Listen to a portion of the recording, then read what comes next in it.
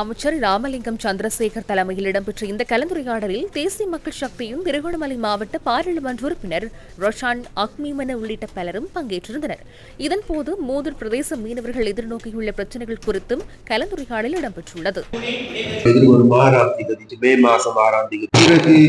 உள்ளூராட்சி சபை தேர்தல் உள்ளூராட்சி சபை தேர்தல் முடிந்ததன் பிறகு அது பிறகு எங்களுக்கு அப்படி அந்த என்ன செய்யறதுக்கு எங்களுக்கு வேலை வேலை வேலை வேலை. அதனால நாங்கள் பார்க்கணும் என்னன்னு கேட்ட விரும்பல.